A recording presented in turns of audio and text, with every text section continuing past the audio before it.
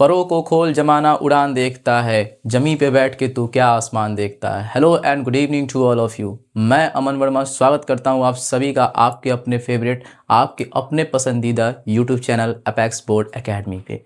तो साथियों, जैसा कि आप सभी जानते हैं कि आपकी बोर्ड की परीक्षा काफ़ी निकट आ चुकी है और 17 फरवरी से आपका एग्ज़ाम होने वाला है और इस टाइम पे ज़रूरत है तो ज़्यादा से ज़्यादा चीज़ों को रिवाइज़ करने का।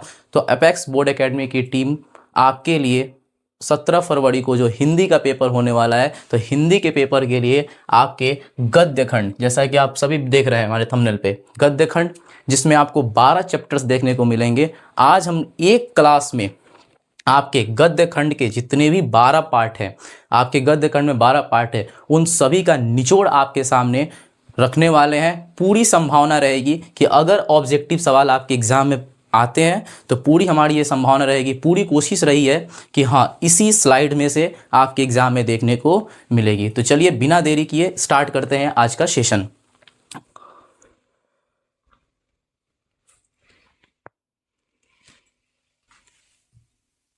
आइए, पहला सवाल आपके स्क्रीन पर आप देख पा रहे हैं कि लिखा हुआ है कि बाबा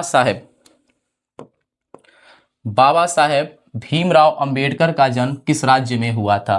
तो आप सभी जानते हैं कि आपके गद्य खंड का पहला चैप्टर श्रम विभाजन और जाति प्रथा, जो बाबा साहब भीमराव अंबेडकर के द्वारा लिखा गया है, जिनको संविधान का निर्माता भी कहा जाता है। तो बाबा साहब भीमराव अंबेडकर का जन्म जो है बाबू किस राज्य में हुआ था। 4 ऑप्शन आपके सामने दिए गए, मध्य प्रदेश में हुआ था, उत्तर प्रदेश में हुआ था, महाराष्ट्र में हुआ था या गुजरात में हुआ था। तो अगर बात करते हैं बाबा साहब भीमराव अंबेडकर की, तो याद रखिएगा इनका जो जन्म हुआ था वो आपके मध्य प्रदेश में हुआ था। थोड़ा सा बाबा साहब के बारे में अगर हम यहाँ पे जानते हैं तो इनका जो जन्म हुआ था वो इनका जन्म हुआ था, या बाबू याद रखिएगा, महू मध्य प्रदेश। जगह का नाम क्या हुआ करता था? महू जगह हुआ करता था। और ये जगह पड़ता है कहाँ बताइए? मध्य प्रदेश राज्य में पड़ता है। मध्य प्रदेश राज्य में महू जगह पड़ता है, जहाँ पे बाबा साहब भीमराव अंबेडकर का जन्म 14 अप्रैल 1891 14 अप्रैल 1891 को इनका जन्म हुआ था। 14 अप्रैल 1891 ईस्वी को हुआ था। आइए चलते हैं बाबू नेक्स्ट सवाल पे। अगला क्वेश्चन, अगर हम नेक्स्ट सवाल की बात करते हैं, नेक्स्ट क्वेश्चन की बात करते हैं, तो दूसरा क्वेश्चन हमारे सामने है कि भारत में जाति प्रथा, आप सभी जानते हैं हमारे भारत में जाति प्रथा एक बहुत ही अहम कारण चल रहा है हमारे भारत में जाति प्रथा। तो बोलता है कि भारत में जाति प्रथा किसका मुख्य कारण है, यानी कि जाति प्रथा जो है, इसमें से 4 ऑप्शन दिए गए हैं, जहाँ पे लिखा हुआ है बेरोजगारी, गरीबी, उद्योग धंधों की कमी और लिखा है अमीरी। आप चैप्टर को अगर बहुत ध्यान से पढ़े होंगे तो आपको बताया गया कि भारत में बेरोजगारी का जो मुख्य कारण है वो हमारा जाति प्रथा होता है। यहाँ पे सवाल को आपसे उल्टा पूछ दिया गया है कि भारत में जाति प्रथा किसका मुख्य कारण है, तो हमारा ऑप्शन क्या हो जाए बताइए? बेरोजगारी हो जाएगा। आइए नेक्स्ट क्वेश्चन की बात करते हैं। अगले क्वेश्चंस पे अगर हम चलते हैं तो तीसरा क्वेश्चन हमारे पास है कि जाति प्रथा स्वाभाविक विभाजन नहीं है, क्यों? तो जाति प्रथा हमारे यहाँ स्वाभाविक विभाजन क्यों नहीं है? 4 ऑप्शन लिखा है, भेदभाव के कारण, शोषण के कारण, गरीबी के कारण या रुचि पर आधारित नहीं होने के कारण। तो हम सभी जानते हैं कि हमारे चैप्टर में क्या लिखा था, जाति प्रथा जो है स्वाभाविक विभाजन इसलिए नहीं है क्योंकि ये रुचि पर, व्यक्ति की रुचि पर ये आधारित नहीं होती है। यह व्यक्ति की रुचि पर आधारित नहीं होती है। तो व्यक्ति की, एक मिनट, यस, व्यक्ति की रुचि पर आधारित नहीं होती है, व्यक्ति की रुचि पर आधारित नहीं होती है। तो हमारा ऑप्शन नंबर हमारा यहाँ पे डी हो जाएगा कि ये रुचि पर आधारित नहीं होती है। क्यों? आप सभी देखते हैं यहाँ पे हमारे भारत में कामों का विभाजन कर दिया गया है। हमारे यहाँ कामों का विभाजन कर दिया गया। अगर कोई लड़का ब्राह्मण खानदान में पैदा होता है तो उसका एक जॉब निर्धारित कर दिया गया है कि वो ब्राह्मण का काम करेगा, यानी पंडित का काम करेगा। अगर कोई लड़का शर्मा जाति में पैदा हो गया, बढ़ई जाति में आ गया है, तो फिर उसका भी काम निर्धारण कर दिया जाता है। बच्चे की भले रुचि है कुछ और की, लेकिन उसको रुचि के आधार पर नहीं, जबकि उसके खानदान, उसके धर्म के आधार पर, उसके जाति के आधार पर काम का निर्धारण कर दिया जाता है। तो हमारा ऑप्शन नंबर क्या हो जाएगा? डी हो जाएगा कि रुचि पर आधारित नहीं होती है। आइए बात करते हैं अगर नेक्स्ट सवाल की, क्वेश्चन नंबर अगले की हम बात करते हैं। तो क्वेश्चन नंबर नेक्स्ट हमारा क्या है, थोड़ा स्लाइड आ जाए आगे। यस, क्वेश्चन लिखा हुआ है हमारा, बहुत ही बेहतरीन सा सवाल आपके सामने पेश किया गया है, गौर से देखिएगा सवाल को। बोला जा रहा है कि आदर्श समाज स्वतंत्रता, समानता और भ्रातृत्व पर आधारित होगा, ऐसा बात किसने कहा था?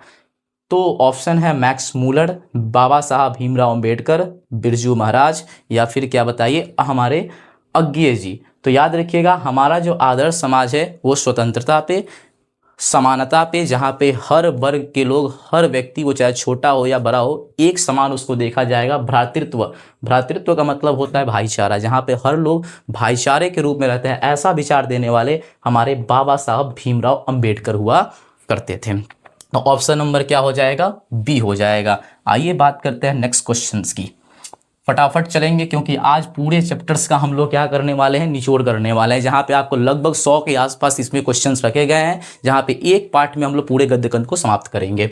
आइए क्वेश्चन नंबर नेक्स्ट की बात करते हैं बाबू। क्वेश्चन नंबर नेक्स्ट की अगर बात करते हैं तो गौर से देखिएगा सवाल क्या लिखा हुआ है कि भारतीय संविधान का निर्माता किसे कहा जाता है। जब चैप्टर में पहला क्वेश्चन आया था उसी टाइम बाबा साहब का जब जन्म की बात कर रहे थे, वहीं पे आपको बताए थे कि भारतीय संविधान का निर्माता अगर पूछा जाए तो इसमें से कौन है, तो याद रखिएगा वो है हमारे बाबा साहब भीमराव अंबेडकर, जिनको भारतीय संविधान का निर्माता कहा जाता है। आइए बात करते हैं क्वेश्चन नंबर नेक्स्ट की। आइए क्वेश्चन नंबर नेक्स्ट हमारे पास क्या है, क्वेश्चन नंबर नेक्स्ट आजा भाई। यस, भीमराव अंबेडकर के चिंतन एवं रचनात्मकता के प्रेरक व्यक्ति कौन रहे हैं। तो सबको पता है चैप्टर में हम लोग पढ़े थे कि बाबा साहब भीमराव अंबेडकर के 3 प्रेरक व्यक्ति रहते हैं, और ये सवाल आपके एग्जाम में 2 से 3 बार बहुत बार पूछे जाती हैं, और इस बार भी संभावना है कि आपके एग्जाम में आने की पूर्ण संभावना है। तो अगर बात करते हैं इनके 3 प्रेरक व्यक्ति कौन कौन से थे, तो याद रखिएगा इनके प्रेरक व्यक्ति में आपके सामने नजर आ रहे हैं। एक तो बुद्ध, महात्मा बुद्ध भी थे, कबीर जी भी हुआ करते थे, और ज्योतिबा फूले भी हुआ करते थे। इस हिसाब से हमारा ऑप्शन नंबर क्या हो जाएगा? डी हो जाएगा। यानी कि इनमें से सभी तीनों व्यक्ति, महात्मा बुद्ध, कबीर और ज्योतिबा फूले, तीनों इनके प्रेरक व्यक्ति हुआ करते थे, जिनसे बाबा साहब भीमराव अंबेडकर को प्रेरणा मिलती थी। आइए बात करते हैं बाबू नेक्स्ट क्वेश्चन की। चलते हैं फटाफट, स्लाइड को जरा आगे बढ़ाया जाए। आजा भाई आजा। यस, क्वेश्चन लिखा हुआ है कि who are Shudras, who are Shudras इस किनकी रचना है, ये रचना किनकी है? हु आर सुद्राज, ये रचना किनकी है? अगर हम बात करते हैं कि हु आर सुद्राज किनकी रचना है, हु आर सुद्राज किनकी रचना है, और हमारे पास ऑप्शन रखे गए हैं।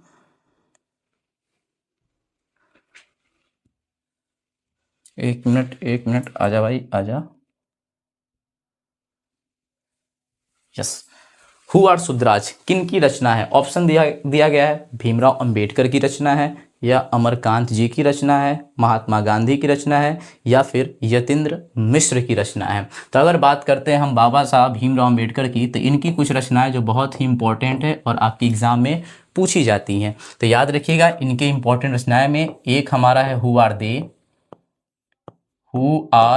दे, ये इनकी एक महत्वपूर्ण रचना हुआ करती थी। इसके बाद इनकी एक और रचना थी जिसका नाम है हु आर सुद्राज। क्या नाम है बाबू? हु आर शुद्राज, ये इनकी एक महत्वपूर्ण रचना थी, हु आर शुद्राज। और एक और इनकी महत्वपूर्ण रचना जो आपके एग्जाम में पूछने की संभावना बनती है, उसका नाम है बुद्धा एंड हिज धम्मा। क्या नाम है? Buddha and his Dhamma, Buddha and his Dhamma. तो सवाल क्या पूछा था, गौर से देखा जाए अगर क्वेश्चन क्या पूछा था कि हु आर सुद्राज किनकी रचना है, तो साफ क्लियर है हु आर सुद्राज किनकी रचना है, तो बाबा साहब भीमराव अंबेडकर की रचना है। बात करते हैं नेक्स्ट क्वेश्चन पे। आइए फटाफट नेक्स्ट क्वेश्चन पे चलते हैं दोस्तों। क्वेश्चन लिखा है कि बाबा साहब भीमराव अंबेडकर जन्म किस परिवार में हुआ था। हम सभी को पता है बाबा साहब भीमराव अंबेडकर कोई बहुत बड़े परिवार से नहीं आया करते थे, एक बहुत ही निर्धन, बहुत ही गरीब और एक दलित परिवार में इनका जन्म हुआ था। तो आइए देखते हैं ऑप्शन कौन सा ऑप्शन ऐसा है जो हमारे विचारों से मैच कर पाता है जितनी हम बाबा साहब के बारे में जानते हैं। क्या बाबा साहब ब्राह्मण जाति से थे? बिल्कुल नहीं थे। क्या बाबा साहब कायस्थ जाति से आते थे? बिल्कुल नहीं आते थे। क्या बाबा साहब क्षत्रिय जाति से आते? बिल्कुल नहीं। याद रखिएगा, बाबा साहब जो थे एक दलित परिवार से बिलोंग करते थे। तो हमारा ऑप्शन नंबर क्या हो जाएगा? डी हो जाएगा। आइए बात करते हैं नेक्स्ट क्वेश्चन की। आइए जरा बढ़ते हैं नेक्स्ट क्वेश्चन। अगले क्वेश्चन की बात करते हैं कि श्रम विभाजन और जाति प्रथा के लेखक कौन है? तो श्रम विभाजन और जाति प्रथा के लेखक कौन है? फिर वही क्वेश्चन है, भीमराव अंबेडकर की है, रामविलास शर्मा जी की है, गुणाकर मूले की है, हजारी प्रसाद द्विवेदी की है। तो याद रखिएगा, श्रम विभाजन और जाति प्रथा की बात करते हैं, श्रम विभाजन और जाति प्रथा की बात करते हैं तो याद रखिएगा ये जो लेख है वो हमारे बाबा साहब भीमराव अंबेडकर की रचना है। किनकी रचना है बताइए? हमारे बाबा साहब भीमराव अंबेडकर की रचना है।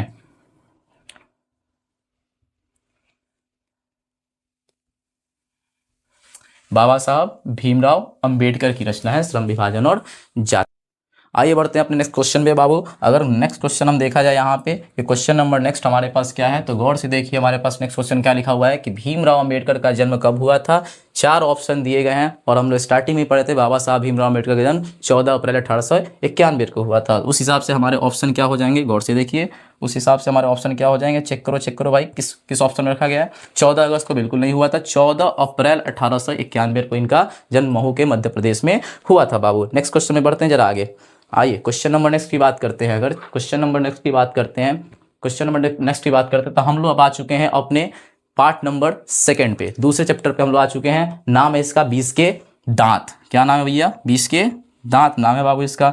गौर से देखिएगा, 20 के दांत का पहला सवाल क्या पूछा जा रहा है कि 20 के दांत शीर्षक पाठ किस कहानी संग्रह से लिया गया है। तो याद रखिएगा, मित्र मिलन, 20 के दांत तथा अन्य कहानियां, कुहासा और मौत के नगर। ऐसे भी दिख रहा है कि 20 के दांत इसमें लगे हुए हैं, तो हम ऑप्शन नंबर क्या करेंगे, बी क्लिक कर देंगे। 20 के दांत और तथा इनकी अन्य कहानियों से लिया गया है। आइए बात करते हैं नेक्स्ट क्वेश्चन की।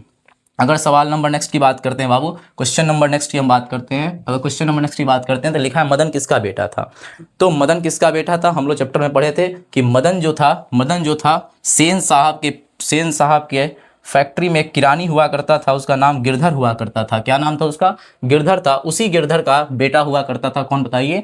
मदन हुआ करता था। क्या ऑप्शन में रखे गए, आइए गौर से देखते हैं। ड्राइवर का बेटा था? बिल्कुल नहीं, गिरधर का बेटा हुआ करता था, कौन बताइए? मदन गिरधर का बेटा था, जो सेन साहब के यहाँ एक क्लर्क का काम किया करता था किरानी के रूप में। आइए बात करते हैं नेक्स्ट क्वेश्चन की। अगले क्वेश्चन पे अगर बढ़ते हैं भाई, अगर अगले क्वेश्चन पे हम लोग बढ़ते हैं तो लिखा हुआ है कि 20 के दांत शीर्षक पाठ की कौन सी विधा है। तो हम सभी पढ़े थे, क्या निबंध है, क्या कहानी है, क्या रेखा चित्र है, क्या डायरी है? बिल्कुल नहीं, ये एक कहानी हुआ करती थी।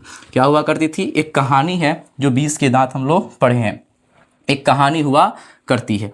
तो एक कहानी है हमारा 20 के दांत। ऐसे ही पूछा जाता अगर कि श्रम विभाजन और जाति प्रथा क्या है, तो याद रखिएगा वो बाबा साहब का एक भाषण था जिसका नाम था एनिहिलेशन ऑफ कास्ट, उसी से लिया गया था हमारा श्रम विभाजन और जाति प्रथा। तो जितना हम बोल रहे हैं वो भी आपको सुनते रहना है, जितनी हम बोर्ड पे क्वेश्चन रखे गए हैं उसके अलावा जितनी भी चीज़ें हम बता रहे हैं उन सारे चीज़ों को ध्यान से देखना है और वीडियो को पूरा आप लोगों को देखना है। एक एक लाइन, एक एक शब्द हमारे सुनने हैं। याद रखिएगा, जितना हम क्लास में बोल रहे हैं और जितने बोर्ड पे रखे गए हैं, गद्य खंड से अगर सवाल आया तो एक एक सवाल आपके इसी स्लाइड से और इसी क्लास से टकराने वाला है बाबू। तो जोश बनाए रखेंगे, जोश और जुनून बनाए रखेंगे। और अगर वीडियो आपको अच्छी लगती है तो लाइक जरूर करेंगे और कमेंट बॉक्स में हमको बताएंगे कि आपको वीडियो कैसी लगी है। चलिए आइए नेक्स्ट क्वेश्चन की बात करते हैं। अगर नेक्स्ट स्लाइड की हम बात करते हैं बाबू, अगले क्वेश्चन पे चलते हैं। तो क्वेश्चन नंबर नेक्स्ट हमारा है कि 20 के दांत शीर्षक पाठ की कौन सी विधा है। Question number next, yes, 14 number question.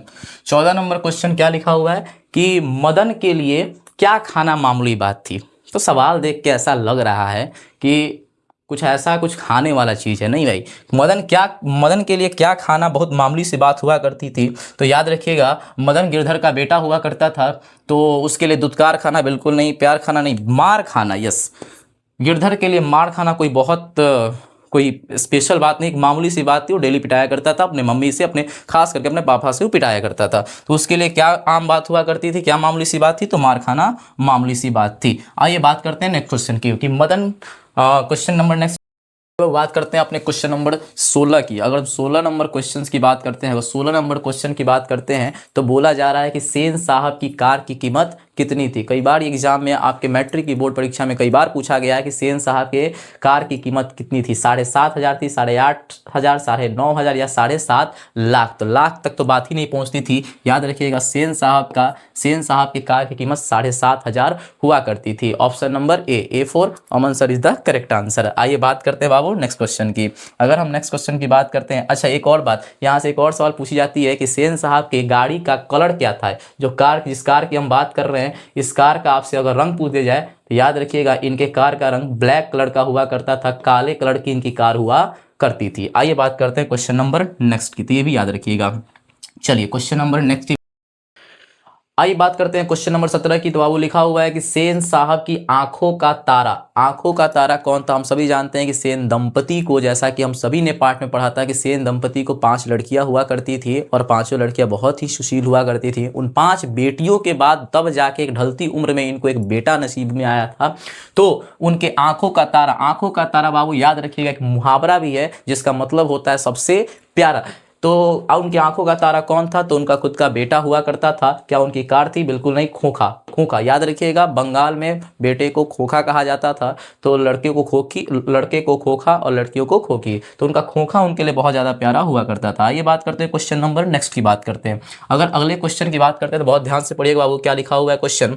तो अगर हम अगले क्वेश्चन की बात करते हैं तो बाबू क्वेश्चन लिखा हुआ है कि मोटर कार को कोई खतरा हो सकता था तो किससे हो सकता था। याद रखिएगा सेन दंपति बहुत उम्र के बाद एक बेटा पैदा हुआ था, इसलिए बेटे को बहुत ज़्यादा लाड़ प्यार किया करते थे। तो मोटर को कोई खतरा हो सकता था उनके मोटर कार को, तो केवल और केवल खोखा से हो सकता था। यानी कि ऑप्शन नंबर हमारा कितना हो जाएगा, option number A is the correct answer. आइए बात करते हैं बाबू क्वेश्चन नंबर नेक्स्ट की। अगर अगले सवाल की बात करते हैं, क्वेश्चन नंबर नेक्स्ट की बात करते हैं, तो गौर से पहले पढ़िए क्वेश्चन क्या लिखा हुआ है। तो बाबू क्वेश्चन लिखा है, मैं तो खोखा को इंजीनियर बनाना चाहता हूं। ऐसा विचार कौन रखते थे, तो वो थे हमारे सेन साहब। वो अपने बेटे को या तो एक मिनट बाबू, अगर हम बात करते हैं क्वेश्चन नंबर नेक्स्ट की, स्लाइड पलट गया था। आइए अगर हम बात करते हैं क्वेश्चन नंबर नेक्स्ट की, तो बाबू लिखा हुआ है, क्वेश्चन क्या लिखा हुआ है, गौर से जरा पढ़िएगा बाबू ये क्वेश्चन क्या लिखा हुआ है। तो क्वेश्चन लिखा है, मैं तो खोखा को इंजीनियर बनाने जा रहा हूं। यह कथन किसका था। तो एक बार की बात है कि आप सभी जानते हैं कि पत्रकार महोदय के साथ बात हो रही थी। तो वहाँ पे सेन साहब ने कहा कि मैं अपने बेटे को इंजीनियर या फिर बिजनेसमैन बनाना चाहता हूँ। तो ऐसा विचार कौन रखते थे, तो ऐसा विचार सेन साहब रखते थे। यानी कि ऑप्शन नंबर ए, यानी कि फिर से A for Aman sir is the correct answer. आइए बात करते हैं बाबू क्वेश्चन नंबर नेक्स्ट की। आइए बढ़ते हैं क्वेश्चन नंबर अगले की तरफ। थोड़ा सा बाबू फास्ट करेंगे, एनर्जी हौसला को बुलंद रखना है बाबू, हौसला गिरने नहीं देना है। एग्जाम बहुत करीब आ चुकी है, तो इसी जोश और जुनून के साथ हमारे टीम के साथ लगे रहना है। आपके बोर्ड की परीक्षा के आखिरी दिनों तक हमारी टीम आपके साथ मिलकर काम किया करेगी। आइए बाबू क्वेश्चन नंबर नेक्स्ट की बात करते हैं। अगले क्वेश्चन की बात करते हैं दोस्त। अगर अगले क्वेश्चन की बात करते हैं तो लिखा हुआ है कि सेन साहब की 5 लड़कियां कैसी हुआ करती थी। तो हम बोल रहे थे ना कि हम बीच बीच में जितनी बातें बोल रहे सबको सुना करिए थे। सेन साहब की 5 बेटियां हुआ करती थी, सीमा, रजनी, आलो, शेफाली और आरती। ये 5 बेटियां कैसी थी, तो बाबू याद रखिएगा ये 5 बेटियां जो थी वो ना बातूनी थी, ना झगड़ालू थी, ना कामचोर थी। याद रखिएगा इनकी 5 के 5 जो बेटियां हुआ करती थी वो बहुत ही सुशील हुआ करती थी। कई बार तो एग्जाम में 5 लड़कियों का नाम भी पूछ दिया जाता है। तो बाबू ध्यान से सुनिएगा, 5 बेटियों का नाम था सीमा, रजनी, आलो, शेफाली और आरती। आइए बाबू बात करते हैं क्वेश्चन नंबर नेक्स्ट की बात करते हैं। अगर अगले एक सवाल की हम बात करते हैं तो अगले सवाल क्या लिखा हुआ है, गौर से पढ़िएगा। खोखा के दांत किसने तोड़ा था, खोखा का दांत किसने तोड़ा था। तो हम सभी अभी पहले पढ़ के आ रहे हैं कि गिरधर का एक बेटा हुआ करता था मदन, और मदन से खोखा की कोई भी पटरी जमती नहीं थी। तो याद रखिएगा खोखा जो था, यानी कि सेन साहब का जो पुत्र खोखा हुआ करता था वो उसके साथ लट्टू के खेल में शरीक होना चाहता था। ये भी सवाल एग्जाम में पूछा जा चुका है। तो मदन ने ही क्या किया था, खोखा का दांत तोड़ा था। तो हो जाएगा ऑप्शन नंबर ए, यानी कि Madan is the correct answer. आइए बात करते हैं बाबू क्वेश्चन नंबर नेक्स्ट की बात करते हैं। अगर हम अगले स्लाइड पे चलते हैं बाबू तो सवाल देखिएगा जरा क्या लिखा हुआ है। अगर क्वेश्चन की बात करते हैं तो देखिएगा लिखा हुआ है कि 20 के दांत कहानी के रचयिता कौन है। कौन ऐसे लेखक हैं जिन्होंने 20 का दांत ये कहानी जो है वो लिखा है। तो अमरकांत जी लिखे हैं, बिल्कुल नहीं, इन्होंने बहादुर लिखा था। नलिन बिलोचन शर्मा जी, बिल्कुल option number B is the correct answer. Nalin Bilochan Sharma ने क्या लिखा है, 20 के दांत लिखा है। आइए बात करते हैं बाबू क्वेश्चन नंबर नेक्स्ट की बात करते हैं। अगर अगले स्लाइड की बात करते हैं, अगले क्वेश्चन पर हम आगे बढ़ते हैं। अरे बाबू यस, क्वेश्चन नंबर नेक्स्ट की बात करते हैं, जरा सवाल पढ़िएगा क्या लिखा हुआ है, क्वेश्चन को पढ़िएगा बाबू क्या लिखा हुआ है। जो सारे सवाल, सारे जितने भी क्वेश्चन करा रहे हैं सारे आपके एग्जाम से टकराने वाले सवाल है बाबू। सीमा, रजनी, आलो, शेफाली, आरती। अभी इन पांचों लड़कियों को हम चर्चा कर रहे थे। सेन दंपति की 5 लड़कियां हुआ करती थी, सीमा, रजनी, आलो, शेफाली और आरती। ये पांचों किसकी लड़कियां हुआ करती थी? तो याद रखिएगा, न मदन की लड़की हुआ करती थी, न खोका की, न लेखा की, न यस ऑप्शन नंबर हमारा क्या हो जाएगा? डी, यानी कि सेन साहब की पुत्री हुआ करती। सॉरी, एक बार जरा गौर से देखेंगे सवाल को, जरा ध्यान से हम लोग पढ़ेंगे क्या लिखा हुआ है। यस, ये होता है अगर हम ध्यान से सवाल ना पढ़े तो। सीमा, रजनी, आलो, शेफाली, आरती, ये पांचों किसकी बहनें थी? हमसे ये बेटी नहीं पूछा गया है, हमसे बाबू क्या पूछा गया है? हमसे क्या पूछा गया है? ये किनकी बहनें हुआ करती थी। अगर बेटी पूछेगा तो हम सेन साहब मारेंगे, लेकिन किसकी बेटी हुआ करती थी तो किसकी बहन हुआ करती थी? तो ऑप्शन नंबर बी, यानी कि खोखा। कई बार तो एग्जाम में ये भी पूछा गया कि सेन साहब का जो बेटा खोखा था उसका क्या नाम हुआ करता था बाबू? तो ये भी याद रखिएगा, जो सेन साहब का बेटा खोखा था उसका नाम कासू था। क्या नाम था बताइए जरा? कासू था। क्या नाम था उसका? कासू हुआ करता था। आइए बात करते हैं क्वेश्चन नंबर नेक्स्ट की बात करते हैं। अगले सवाल पे अगर हम आगे बढ़ते हैं और अगले क्वेश्चन पे आगे बढ़ते हैं तो हम लोग आ चुके हैं अपने अगले चैप्टर यानी कि बहादुर पे, जो कि अमरकांत जी के द्वारा लिखा गया है। तो क्वेश्चन नंबर नेक्स्ट आइए पढ़ते हैं जरा बहादुर पे। अगर बहादुर पे आ गए तो जब बहादुर के सवाल पढ़ते हैं। आप सभी भी बहुत बहादुर हैं ऐसा हम मानते हैं, और आप अपने इस बार के होने वाली बोर्ड परीक्षा में काफ़ी अच्छा परफॉर्मेंस करके आइएगा, और आपकी तैयारी को और मजबूत करने के लिए हम लोग आपके साथ जुड़े हुए हैं। बहादुर को लेकर कौन आया था? याद रखिएगा, बहादुर को अमरकांत लेखक के घर कोई लेकर आया था, तो वो उनकी पत्नी निर्मला, उनका एक भाई था, वो इसको क्या किया था वहाँ पे लेखक के घर लेके आया था। तो निर्मला का भाई है, यानी कि उसका साला कहलाएगा। तो आइए पढ़ते हैं क्या लिखा हुआ है। लेखक का भाई बिल्कुल नहीं, लेखक का साला। Yes, option number B is the correct answer. लेखक का साला जो था वही बहादुर को लेके इनके यहाँ आया था नौकर के काम करने के लिए। आइए बढ़ते हैं नेक्स्ट सवाल पे। क्वेश्चन नंबर अगला क्या लिखा है भाई?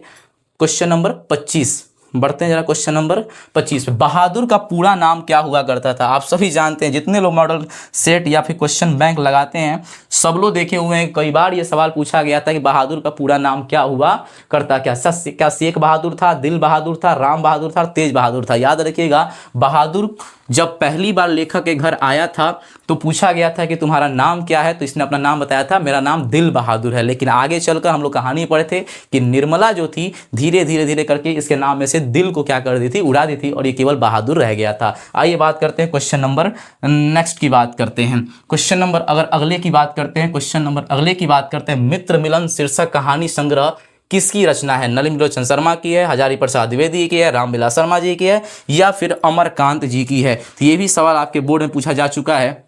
ये भी सवाल आपके बोर्ड में पूछा जा चुका है कि ये किसकी रचना है। तो याद रखिएगा बाबू कि अगर हम बात करते हैं कि मित्र मिलन किसका है, तो याद रखिएगा वो अमरकांत जी की रचना है, जिसका नाम क्या बताइए? मित्र मिलन है। चलिए बाबू आगे जरा बढ़ते हैं, नेक्स्ट क्वेश्चन की बात करते हैं। अगर अगले सवाल पे हम लोग आगे बढ़ते हैं तो क्वेश्चन जरा पढ़िएगा आप लोग। धीरे धीरे हम लोग अपने लक्ष्य की ओर बढ़े जा रहे हैं। क्वेश्चन लिखा है कि बहादुर का बाप कहाँ मारा गया था? तो याद रखिएगा, बहादुर की बस माँ हुआ करती थी, उसके बाप की हत्या हो गई थी, बाप उसका मारा गया था। तो कहाँ मारा गया था? तो याद रखिएगा, उसका जो बाप था वो युद्ध में मारा गया था। तो ऑप्शन नंबर पहला ही हमारे सामने क्या नजर आ रहा है बताइए? कि बहादुर का बाप युद्ध में मारा गया था। चलिए बात करते हैं क्वेश्चन नंबर नेक्स्ट की बात करते हैं। अगर अगले सवाल की बात करते हैं तो अब बड़ा जो गौर से देखिएगा अगला सवाल क्या लिखा हुआ है कि लेखक की पत्नी के रिश्तेदार किस दिन आए थे? लेखक की पत्नी के जो रिश्तेदार थे वो उनके यहाँ किस दिन आए थे? अगर इसकी हम बात करते हैं, क्या रविवार का दिन हुआ करता था, सोमवार का दिन हुआ था, मंगलवार का, या फिर बुधवार का दिन हुआ करता था? तो याद रखिएगा छुट्टियों के दिन आए थे, और छुट्टी का दिन हमारा रविवार होता है। तो याद रखिएगा रविवार के दिन उनके रिश्तेदार आए हुए थे। चलिए बाबू बढ़ते हैं क्वेश्चन नंबर नेक्स्ट की तरफ, आगे बढ़ते हैं बाबू जरा क्वेश्चन नंबर नेक्स्ट जरा पढ़ते हैं और देखते हैं क्या बोल रहा है। लेखक के रिश्तेदार ने बहादुर पर क्या आरोप लगाए थे? लेखक के जो रिश्तेदार थे, याद रखिए बहादुर बहुत ही वफादार हुआ करता था और बहुत ही मेहनत के साथ काम किया करता था, लेकिन जो उनके रिश्तेदार आए हुए थे उन्होंने इस पर चोरी का इल्ज़ाम लगाया था। किसका इल्ज़ाम लगाया? चोरी का। क्या चुराने का भाई? मोती चुराने का? बिल्कुल नहीं। क्या अंगूठी चुराने का? बिल्कुल नहीं। गहने चुराने का? बिल्कुल नहीं। यस, पैसे चुराने का इल्जाम लगाया गया था। क्या चुराने का इल्जाम लगाया था? पैसे चुराने का इल्जाम लगाया गया था बहादुर पे। ये भी सवाल आपके बाबू एग्जाम में पूछा जाए, अगर पूछ दिया जाए कि बहादुर पर चोरी का, पैसे चुराने का इल्जाम तो लगाया गया था, लेकिन कितने रुपए चुराने का इल्जाम लगाया गया था, तो ये भी याद रखिएगा कि इस पर 11 रुपए, कितने रुपए बताइए बाबू? 11 रुपए चोरी का इल्जाम लगाया गया था। 11 रुपए की चोरी का इल्जाम लगाया गया था। एक एक चीज को एक चैप्टर नहीं, पूरा गद्यखंड आपका केवल 100 सवाल का लिस्ट नहीं होगा, ये आपके पूरे गद्यखंड का निचोड़ होगा। एक एक सवाल आपके एग्जाम में टकराने वाले रहेंगे यहीं से बाबू। आइए बात करते हैं क्वेश्चन नंबर नेक्स्ट की बात करते हैं कि बहादुर लेखक के घर से अचानक क्यों चला गया था। बिल्कुल सही बात है भाई, आखिर ये लेखक के घर से अचानक क्यों भाग गया था? हम सभी जानते हैं कि स्टार्टिंग में निर्मला जो थी वो नौकर मांगती थी, वो नौकर उनको मिला भी, बहुत प्यार भी करती थी, लाड़ प्यार भी क्या करती थी, लेकिन धीरे धीरे बहादुर के प्रति इन लोगों का व्यवहार में बहुत ज़्यादा परिवर्तन आने लगा, जिसकी वजह से बहादुर भाग गया था। आइए ऑप्शन को पढ़ के देखते हैं। दूसरी नौकरी मिल जाने का? बिल्कुल नहीं। माँ की याद आने का? नहीं भाई, माँ के पीटने से तो भागा था वहां से। स्वयं के प्रति लेखक तथा उसके घर वालों के व्यवहार में आए हुए परिवर्तन के कारण। बिल्कुल option number C is the correct, यानी कि स्वयं के प्रति लेखक के और उनके परिवार का व्यवहार बदल गया था, इसलिए बहादुर क्या हो गया था, ये घर छोड़कर भाग गया था। आइए बात करते हैं क्वेश्चन नंबर नेक्स्ट की कि हकर्स क्या थे। ये भी आपके एग्जाम में सवाल पूछा जा चुका है कि हकर्स कौन थे, हकर्स क्या थे। तो आइए जरा बात करते हैं, अगर हकर्स की बात करते हैं कि क्या ये ज्योतिषाचार्य थे, खगोल वैज्ञानिक थे, भूगर्भ शास्त्री थे या वनस्पति वैज्ञानिक थे। तो याद रखिएगा ऑप्शन नंबर डी, एक वनस्पति वैज्ञानिक हुआ करते थे। आइए बात करते हैं बाबू क्वेश्चन नंबर नेक्स्ट की। क्वेश्चन नंबर नेक्स्ट की अगर हम बात करते हैं, क्वेश्चन नंबर नेक्स्ट की बात करते हैं तो लिखा है सर विलियम जोन्स समुद्री यात्रा करते हुए भारत कब पहुंचे थे। आपके एग्जाम में पूछा जा चुका है सवाल। तो अगर बात करते हैं कि सर विलियम जोन्स कब आए हुए थे, क्या 1857 में आए थे, 1765 में आए थे, 1600 में, 1783 में। तो याद रखिएगा ऑप्शन नंबर डी 1783 में सर विलियम जोन्स जो थे समुद्री यात्रा करते हुए कहाँ बताइए, भारत प्रवेश किए थे। आइए बात करते हैं क्वेश्चन नंबर नेक्स्ट की बात करते हैं तो मैक्स मूलर, क्या बताइए, मैक्स मूलर ने कालिदास की किस पुस्तक का, किस यहाँ पे किसी हो गया कोई दिक्कत नहीं बाबू, किस पुस्तक का जर्मन भाषा में क्या किया था बताइए, अनुवाद किया था। किस भाषा में पूछ रहा है, जर्मन भाषा में अनुवाद किया था। तो हम सभी जानते हैं कि हमारा एक चैप्टर है भारत से हम क्या सीखे, जिसको फ्रेडरिक मैक्स मूलर ने लिखा है। वैसे तो मैक्स मूलर चलता है, कई बार एग्जाम में पूरा नाम पूछता है, तो याद रखिएगा फ्रेडरिक मैक्स मूलर जो कि जर्मनी से आया करते थे। कालिदास की एक बहुत ही इंपॉर्टेंट रचना हुआ करती थी जिसका नाम था मेघदूत। क्या नाम था ये, मेघदूत। उसी का इन्होंने जर्मन भाषा में क्या बताइए, अनुवाद किया था। तो याद रखिएगा ऑप्शन नंबर क्या हो जाएगा,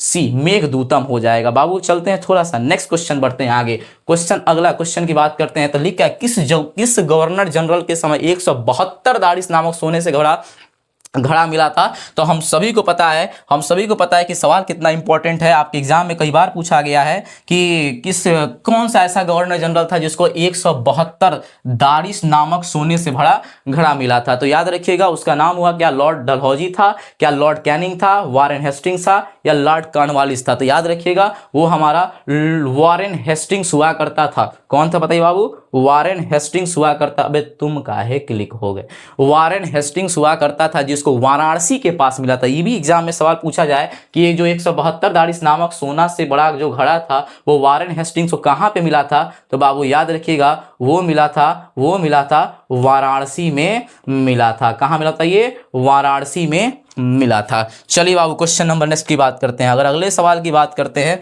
अगले क्वेश्चन की बात करते हैं तो जरा गौर से देखिएगा क्या लिखा है, हितोपदेश का जर्मन भाषा में अनुवाद किसने किया था, किसने प्रकाशित करवाया था। क्या महात्मा गांधी ने करवाया था, मैक्स मूलर ने करवाया था, या फिर गुणाकर मूले ने करवाया था, या फिर अमरकांत जी ने करवाया था। तो याद रखिएगा कि हितोपदेश का जर्मन भाषा, जैसे जर्मन की बात करते हैं तो याद रखिएगा मैक्स मूलर जो कि जर्मन से बिलोंग करते हैं, तो मैक्स मूलर ने, क्या बताइए, मैक्स मूलर ने। यहाँ पे थोड़ा सा पे हो गया है, आप यहाँ पे ने कर लेंगे। चलिए बात करते हैं बाबू क्वेश्चन नंबर नेक्स्ट की बात करते हैं। अगर अगले सवाल की बात करते हैं, क्वेश्चन नंबर नेक्स्ट की बात करते हैं तो जरा गौर से पढ़िएगा क्या लिखा हुआ है। क्वेश्चन नंबर नेक्स्ट क्या लिखा हुआ है, अच्छा बाबू, यस, प्लेटो और कांट, क्या लिखा है बताइए,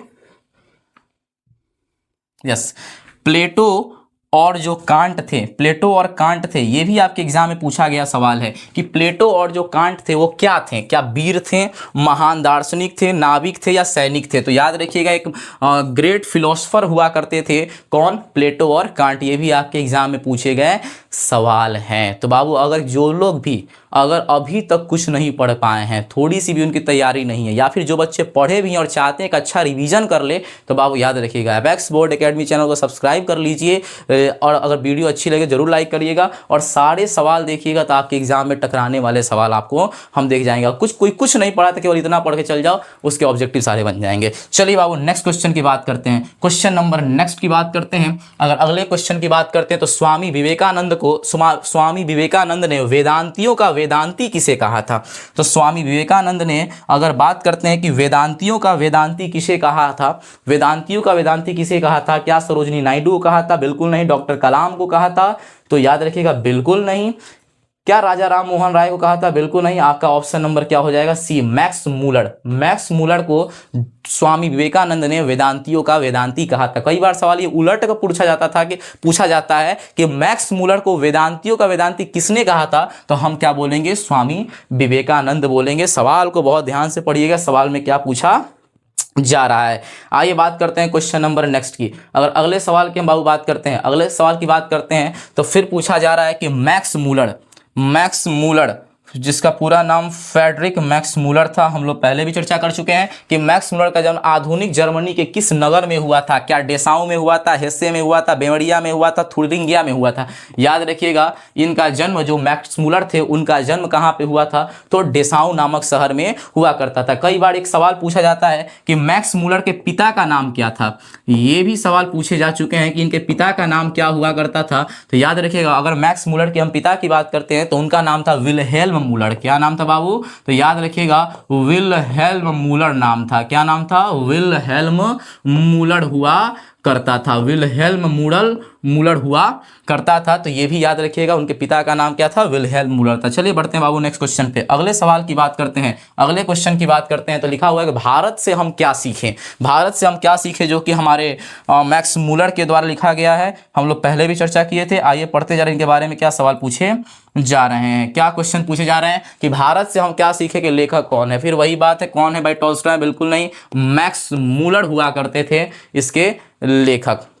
एक सवाल और भी बड़ा इंपॉर्टेंट बनता है कि मैक्स मूलर जो थे वो कहाँ पे, भारत में अगर सबसे अच्छा जगह किसी को मानते थे तो कौन सा जगह मानते थे, तो याद रखिएगा उनका कहना था कि सर्वविध संपदा और प्राकृतिक सौंदर्य से परिपूर्ण कोई देश है तो हमारा भारत है, और भारत का गांव को ज़्यादा वरीयता दिए हैं अपने पाठ में। आइए बात करते हैं बाबू क्वेश्चन नंबर नेक्स्ट की, अगले स्लाइड में चलते हैं बाबू। लिखा है जीत जीत मैं निरखत हूँ, धीरे धीरे हम अपने लक्ष्य के करीब बढ़ रहे हैं। बाबू याद रखिएगा एनर्जी लेवल आपका हमेशा हाई रहना चाहिए एग्जाम के दिनों तक। अब वो समय आ चुका है कि आपको क्या करना है, अपने हौसलों को क्या रखना है बाबू, बुलंद रखना है। संघर्ष के बिना बाबू कुछ नहीं हो सकता। वो कहा गया ना कि ना संघर्ष ना तकलीफ तो क्या खाक मजा है जीने में, ना संघर्ष ना तकलीफ तो क्या खाक मजा है जीने में। बड़े बड़े तूफान थम जाते हैं अगर आग लगी हो सीने में। तो बाबू सीने में अपने आग लगा के रखना है और हौसले को बाबू बुलंद रखना है। चलिए बाबू चलते हैं क्वेश्चन नंबर नेक्स्ट की बात करते हैं। लिखा हुआ है जीत जीत मैं निरखत हूँ, जीत जीत मैं निरखत हूँ। पाठ के लेखक कौन है, क्या यतीन्द्र मिश्र हैं, महात्मा गांधी हैं, बिल्कुल नहीं। महात्मा गांधी शिक्षा और संस्कृति के हैं, अमरकांत जी बहादुर के हैं। यस, पंडित बिरजू महाराज, पंडित बिरजू महाराज जिनका पाठ है जीत जीत मैं निरखत हूं। तो याद रखिएगा पंडित बिरजू महाराज, पूछा जाता है कि पंडित बिरजू महाराज क्या थे, तो याद रखिएगा पंडित बिरजू महाराज एक नर्तक हुआ करते थे। क्या हुआ करते थे, ये नर्तक हुआ करते थे। ये भी ऑब्जेक्टिव आपके एग्जाम में पूछे जा चुके हैं। बाबू आगे चलते हैं बेटा, क्वेश्चन नंबर नेक्स्ट की बात करते हैं, अगले सवाल की बात करते हैं। नेपाल में बिरजू महाराज के एक रिश्तेदार थे, बिल्कुल सही बात है। नेपाल में बिरजू महाराज के एक रिश्तेदार थे, उनका नाम क्या हुआ करता था, बड़ा ही अजीबो गरीब सा नाम था वो। क्या ठुमक लाल था, चुतरू लाल था, हरिहर लाल था या झुमक लाल था। तो याद रखिएगा जो उनके रिश्तेदार हुआ करते थे बाबू, उनका नाम झुमक लाल हुआ करता था, जो कि नेपाल में रहते थे। चलिए बात करते हैं बाबू क्वेश्चन नंबर नेक्स्ट की, अगले सवाल की बात करते हैं। तो जरा गौर से देखिएगा बाबू क्या लिखा हुआ है। बिरजू महाराज का साक्षात्कार किसने लिया है, एक और चीज ये भी पूछा जाता है कि जीत जीत मैं निरखत हूं पाठ की कौन सी विधा है, तो याद रखिएगा जीत जीत मैं निरखत हूं कौन सी विधा है पाठ की, तो याद रखिएगा वो एक साक्षात्कार है। क्या बताइए बाबू, एक साक्षात्कार है। साक्षात्कार का मतलब होता है बाबू इंटरव्यू, एक इंटरव्यू है जो इनका लिया गया था। और लेने वाली कौन थी, लेने वाली कौन थी, तो इनकी ही एक शिष्या हुआ करती थी, इनका नाम था रश्मि वाजपेयी, जिनका एक बहुत ही इंपॉर्टेंट रचना हुआ करता था नटरंग। याद रखिएगा ये भी एग्जाम में पूछे गए सवाल है कि नटरंग जो है, नटरंग जो है वो किसने लिखा है, नटरंग जो है किसने लिखा है, तो याद रखिएगा जिन्होंने इनका इंटरव्यू लिया था नाम था उनका रश्मि, नाम था उनका रश्मि वाजपेयी हुआ करता था। क्या नाम था बाबू, तो रश्मि वाजपेयी हुआ करता था। खैर आते हैं अपने सवाल पे क्या लिखा हुआ है। बिरजू महाराज का साक्षात्कार किसने लिया था, रोमा वाजपेयी ने, स्मिता वाजपेयी ने, रश्मि वाजपेयी ने, अर्चना वाजपेयी में। याद रखिएगा रश्मि वाजपेयी ने लिया था। और इनका एक इंपॉर्टेंट रचना है याद रखिएगा नटरंग, जो कि बहुत इंपॉर्टेंट है आपके एग्जाम के लिए। जितने सवाल इंपॉर्टेंट बनते हैं सारे सवालों का निचोड़ आपके सामने हम दे देंगे बाबू आज। आइए बात करते हैं क्वेश्चन नंबर नेक्स्ट की, क्वेश्चन नंबर नेक्स्ट की बात करते हैं, क्वेश्चन नंबर नेक्स्ट की बात करते हैं। तो अगला क्वेश्चन क्या पूछा जा रहा है हमसे, अगला क्वेश्चन क्या पूछा जा रहा है, बिरजू महाराज के चाचा का नाम क्या हुआ करता था। तो याद रखिएगा बिरजू महाराज के दो चाचा हुआ करते थे, बिरजू महाराज के दो चाचा थे, एक का नाम था शंभू महाराज और दूसरे का नाम था लच्छू महाराज। खैर देखते हैं ऑप्शन में कौन है। यस, पहला ऑप्शन शंभू महाराज बिल्कुल सही है। क्या अगले वाले भी हैं, गोदई महाराज बिल्कुल नहीं, श्री महाराज, विष्णु महाराज। याद रखिएगा इनके चाचा जो थे शंभू महाराज हुआ करते थे, लेकिन इनके चाचा एक नहीं थे, इनके चाचा दो थे, इनके चाचा दो हुआ करते थे। एक का नाम तो आपने यहाँ पे देख लिया कि शंभू महाराज, दूसरे चाचा का नाम याद रखिएगा जिनका नाम लच्छू महाराज था। क्या नाम था बाबू, लच्छू, लच्छू, लच्छू महाराज इनका नाम हुआ करता था। क्या नाम था, लच्छू महाराज नाम था। चलिए बात करते हैं बाबू क्वेश्चन नंबर नेक्स्ट की बात करते हैं। आइए बढ़ते हैं अगले स्लाइड पे। क्या लिखा हुआ है पहले जरा सवाल पढ़िएगा बाबू, क्या लिखा है। बिरजू महाराज खुद को किसका शागिर्द मानते थे, बिरजू महाराज जो थे अपने आप को किसका शागिर्द मानते थे। सबसे पहला वर्ड है शागिर्द। कई बच्चे तो शागिर्द का मतलब ही नहीं समझ पाते हैं बाबू। शागिर्द का मतलब होता है शिष्य मानना, शागिर्द का मतलब क्या होता है, शिष्य मानना। तो याद रखिएगा अगर आपसे पूछा जाए कि बिरजू महाराज जो थे अपना किसको शिष्य मानते थे, क्या पिता को मानते थे, माँ को मानते थे, मामा को मानते थे, भाई को मानते थे। याद रखिएगा उनके वो अपने शागिर्द अपने पिता को मानते थे। ये उनके पिता ने ही बिरजू महाराज को गंडा बांधा था। गंडा बांधने का मतलब होता है बाबू शिष्य के रूप में स्वीकार करना। तो चलिए बात करते हैं बाबू क्वेश्चन नंबर नेक्स्ट की बात करते हैं, अगले सवाल की बात करते हैं। क्या लिखा है कि नाखूनों का बढ़ना मनुष्य की किस वृत्ति का परिमार है। हम सभी जानते हैं कि हमारे शरीर में कुछ ऐसी चीजें हैं जो हमेशा बढ़ती रहती हैं, उनको कितना भी हम काटते हैं लेकिन फिर भी निर्लज अपराधी उनको कहा जाता है। क्या कहते हैं, निर्लज अपराधी की तरह बढ़ते रहते हैं, जिनमें नाखून है हमारा, बाल है हमारा। तो आइए बात करते हैं नाखूनों का बढ़ना मनुष्य की किस वृत्ति का परिमार है। खैर नाखूनों को हम लोग काटते हैं तो हम लोग चाहते हैं कि आए नहीं, लेकिन बाल आए भाई, किसी का बाल जाए नहीं। मानवीय वृत्ति का है, पाशवी वृत्ति का है, उदार वृत्ति का है, या इनमें से कोई नहीं। तो याद रखिएगा नाखूनों का बढ़ना पाशवी वृत्ति का। हमको बार बार ये याद दिलाता है कि हमारे पूर्वज जो थे वो जंगलों में निवास करते थे, जानवरों की भांति हम लोग जिंदगी जिया करते थे। बात करते हैं क्वेश्चन नंबर नेक्स्ट के। लेखक हजारी प्रसाद द्विवेदी ने दयनीय जीव किसको कहा है। वेरी गुड, ये स्टार्टिंग चैप्टर के स्टार्टिंग में ही हम लोग पढ़े थे कि हजारी प्रसाद द्विवेदी ने दयनीय जीव किसको कहा है। कौन दयनीय जीव होता है, तो कहा गया था कि अचानक जब उनकी बेटी ने एक प्रश्न पूछ दिया कि नाखून क्यों बढ़ते हैं, तो अल्पज्ञ पिता बड़ा ही दयनीय जीव होता है। अल्पज्ञ पिता बिल्कुल सही बात है भाई, पहला ऑप्शन ही मिल गया, A for Aman sir is the correct answer. चलिए क्वेश्चन नंबर नेक्स्ट की बात करते हैं। अगर अगले सवाल की बात करते हैं, क्वेश्चन नेक्स्ट की बात करते हैं, तो चला चलते हैं भाई अगले स्लाइड पे। आजा भाई, क्या लिखा है, आदमी के नाखून क्यों बढ़ते हैं। लो भाई बढ़ेंगे भाई, आदमी के नाखून क्यों बढ़ते हैं, ये सवाल जो है लेखक के सामने कैसे आया था। तो उनकी जो छोटी लड़की हुआ करती थी, वही जो बच्चे जानते हैं ना बहुत अतरंगी सी सवाल पूछ देते हैं, तो उनकी छोटी बेटी ने सवाल पूछ दिया था कि मनुष्य के नाखून क्यों बढ़ते हैं। तो बड़ी लड़की ने बिल्कुल नहीं, जो बड़ी लड़कियां होती है ऐसे अतरंगी सवाल नहीं पूछ सकती हैं, छोटी लड़की, यानी कि option number B is the correct answer. चलिए भाई बात करते हैं क्वेश्चन नंबर नेक्स्ट की बात करते हैं। अगर अगले सवाल की बात करते हैं, किस देश के लोग बड़े बड़े नखों को रखना पसंद करते हैं। बाबू दो सवाल यहाँ पूछा जाता है कि एक बड़े नख पूछे जाते हैं कि कौन से देश के लोग बड़े बड़े नख रखना पसंद करते हैं। तो अगर हम बात करते हैं बाबू बड़े बड़े नखों की, तो क्या अंग देश के लोग थे, गंधार देश के लोग थे, कैकेय देश के, गौड़ देश के। बिल्कुल गौड़ देश के जो लोग हुआ करते थे वो बड़े बड़े नखों को रखना पसंद करते थे। पूछा जाता है कि छोटे छोटे नखों को रखना कौन पसंद करते थे, वो दाक्षिणात्य लोग हुआ करते थे। चलिए बात करते हैं बाबू क्वेश्चन नंबर नेक्स्ट की बात करते हैं, क्वेश्चन नंबर नेक्स्ट की बात करते हैं। अगर अगले सवाल की बात करते हैं, मछली, बिल्कुल अगले चैप्टर पे हम लोग आ चुके हैं बाबू। लिखा हुआ है मछली शीर्षक कहानी किस कहानी संकलन से ली गई है। ये भी सवाल आपसे पूछा जाता है, कौन कहां से लिया गया है, कहां से इसकी रचना को लिया गया है। तो पूछ रहा है मछली कहानी किस कहानी संकलन से ली गई है। क्या पेड़ का कमरा, महाविद्यालय, शहर अब भी संभावना है, थोड़ी सी जगह। याद रखिएगा ऑप्शन नंबर बी महाविद्यालय से लिया गया है। चलिए बात करते हैं बाबू क्वेश्चन नंबर नेक्स्ट की बात करते हैं। क्या लिखा हुआ है क्वेश्चन हमारा अगला 50 नंबर। आधे आधे दूर का सफर हम लोग तय कर चुके हैं, लेकिन आप देखिएगा हमारी एनर्जी अभी बरकरार है और ऐसा एनर्जी पूरे अंत तक दिखेगा आपको। हम चाहते हैं कि आपका यही एनर्जी और यही जोश आपका भी आपके एग्जाम के आखिरी दिनों तक बना रहे और हमारे साथ यही एनर्जी और यही जोश और जुनून आप बना के रखिए बाबू।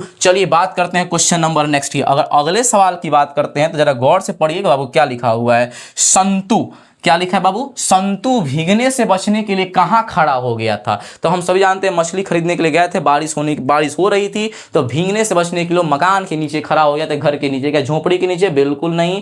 पेड़ के नीचे, बिल्कुल नहीं, पेड़ गिर जाएगा तो। मकान के नीचे, यस ऑप्शन नंबर सी मकान के नीचे वो खड़ा हो गया था। चलिए बात करते हैं क्वेश्चन नंबर नेक्स्ट की बात करते हैं, अगले क्वेश्चन की बात करते हैं। तो 50 के बाद से 51 नंबर की बात करते हैं। सिक्तक, सिक्तक, सिक्तक का अर्थ क्या है। एग्जाम में पूछे गए सवाल है बाबू कि सिक्तक का अर्थ क्या होता है। ये सिक्तक का अर्थ क्या होता है। तो याद रखिएगा, क्या रंग होता है, टिका होता है, मोम होता है, आलता होता है। बिल्कुल नहीं बाबू, याद रखिएगा इसका सिक्तक का अर्थ क्या होता है, बताइए। मोम होता है, यानी कि option number C is the correct answer. C is the correct answer. चलिए बाबू बात करते हैं क्वेश्चन नंबर नेक्स्ट की बात करते हैं। क्वेश्चन नंबर नेक्स्ट की बात करते हैं, क्वेश्चन नंबर नेक्स्ट की बात करते हैं। दधीची, दधीची की हड्डी से क्या बना था। दधीची की हड्डी से क्या बना था, ये भी एक बहुत ही इंपॉर्टेंट सवाल है जो आपके एग्जाम में पूछे जाते हैं कि दधीची की हड्डी से क्या बना था। क्या इंद्र का वज्र बना था, धनुष बना था, त्रिशूल बना था या फिर तलवार बना था। हम चाहते हैं बाबू, हम चाहते हैं कि 52 नंबर सवाल का जवाब आप कमेंट बॉक्स में देंगे। ये आपके लिए एक छोटा सा होमवर्क है हमारे तरफ से कि इसका जवाब आप कमेंट बॉक्स में देंगे और बताएंगे आप सभी कि दधीची की हड्डी से क्या बना था। इसका जवाब आप लोग कमेंट बॉक्स में देंगे, ये आपके लिए होमवर्क रहेगा। ऑप्शन नंबर ए सही है, बी सही है, सी सही है, डी सही है। हम सबके कमेंट बॉक्स में देखेंगे किसका रिप्लाई सही आ रहा है बाबू। चलिए बात करते हैं क्वेश्चन नंबर नेक्स्ट की बात करते हैं, अगले सवाल की ओर बात करते हैं। तो लिखा है किसने कहा था कि सब पुराने अच्छे नहीं होते हैं और सभी नए खराब नहीं होते हैं। यही बात लिखा है ना भाई, थोड़ा सा एक बार पढ़ लीजिए। किसने कहा था सब पुराने अच्छे नहीं होते और सब नए खराब ही नहीं होते हैं। ये भी बात सही है, सारे पुराने अच्छे भी नहीं और सारे नए खराब नहीं। किसने कहा था, मैक्स मुलर ने कहा था, हजारी प्रसाद द्विवेदी ने कहा था, स्वामी विवेकानंद ने कहा था या फिर कालिदास ने कहा था। बिल्कुल सही बात है, जिन्होंने मेघदूत की रचना किया था उन्होंने ही ये बात कही थी और वो थे हमारे कालिदास। इनके इंपॉर्टेंट रचना बता चुके हैं, मेघदूत। याद रखिएगा इनका इंपॉर्टेंट रचना क्या बताइए, मेघदूत था। रघुवंश शकुंतलम भी हुआ करता था, तो इसको याद रखिएगा। चलिए बात करते हैं क्वेश्चन नंबर नेक्स्ट की बात करते हैं, अगले स्लाइड पे चलते हैं बाबू। कामसूत्र, क्या लिखा होगा, कामसूत्र। कामसूत्र का रचना किसने किया था, कामसूत्र का रचना किसने किया था। क्या बाणभट्ट ने किया था, वात्स्यायन ने किया था, कुंतक ने किया था, आर्यभट्ट ने किया था। बिल्कुल याद रखिएगा ऑप्शन नंबर बी हमारा सही है, वात्स्यायन ने कामसूत्र का रचना किया था और एग्जाम में पूछे गए ये सवाल हैं जो आपके लिए भी इम्पोर्टेंट है। आपके लिए हर चीज़ इम्पोर्टेंट है और जो चीज़ आपके लिए इम्पोर्टेंट है वो सब हमको पता है, हम सब आपको कराएंगे। चलिए क्वेश्चन नंबर नेक्स्ट की बात करते हैं। 55 नंबर सवाल पे हम लोग आगे देखते देखते हम लोग 55 के आसपास पहुंच गए हैं। चलिए देखते हैं 55 नंबर सवाल बाबू क्या लिखा है, गौर से पढ़िएगा कि नागरी लिपि शीर्षक पाठ कहाँ से लिया गया है। क्या भारतीय लिपियों की कहानी से, सौरमंडल से, नक्षत्रलोक से, अक्षरों की कहानी से। लिपि की बात कर रही है तो भारतीय लिपियों की कहानी से ली गई है, इसको याद रखिए। लिपि मैच कर जा रहा है भाई। क्वेश्चन नंबर नेक्स्ट की बात करते हैं, अगले सवाल पे चलते हैं, अगले स्लाइड पे आ जाते हैं बाबू। क्वेश्चन नंबर नेक्स्ट लिखा मराठी, नेपाली और नेवाड़ी भाषाओं की लिपि क्या है। नेपाली, मराठी और नेवाड़ी भाषाओं की लिपि क्या है, आइए जरा जानते हैं। क्या खरोष्टी है, मगधी है, ब्राह्मी है या देवनागरी लिपि है। याद रखिएगा ऑप्शन नंबर डी, देवनागरी लिपि जो है वो मराठी भाषा की भी लिपि है, नेपाली की भी है और नेवाड़ी की। साथ में बहुत इंपॉर्टेंट है जी, हम लोग जो हिंदी पढ़ रहे हैं उसकी भी लिपि और कोई है तो हिंदी भाषा की जो लिपि है वो भी हमारी देवनागरी ही हमारी लिपि है, हिंदी भाषा की। तो याद रखिएगा हिंदी भाषा की लिपि पूछी जाए तब क्या मारिएगा, देवनागरी मारिएगा। देवनागरी की खासियत पूछी जाए तो याद रखिएगा देवनागरी लिपि जो है वो बाएं से दाएं की ओर लिखी जाती है। कहां से कहां की ओर बाबू? तो याद रखिएगा बाएं से दाएं की ओर ये लिपि लिखी जाती है। तो ये हम लोग देखते हैं ना, हिंदी भाषा हम लोग बाएं से दाएं की ओर लिखते भी हैं और पढ़ते भी उधर से ही हैं। चलिए बात करते हैं क्वेश्चन नंबर नेक्स्ट की। अगले सवाल पे आते हैं बाबू। अगला सवाल क्या है? किस शासक ने ऐसा सिक्का चलाया था जिस पर नागरी लिपि में रामसीय शब्द अंकित था? क्या अंकित था बाबू? तो रामसीय शब्द किस पर अंकित हुआ करता था? रामसीय। याद रखिएगा केवल ये शब्द ही अंकित नहीं था, बल्कि उस राजा ने राम जी और सीता जी, राम और सीता दोनों लोग, भगवान राम और सीता जी दोनों लोगों का फोटो यानी कि आकृति बनवाया था। कौन था वो राजा? बादशाह जहांगीर हुआ करता था, बादशाह अकबर था, बादशाह औरंगजेब था, या बादशाह बाबर था?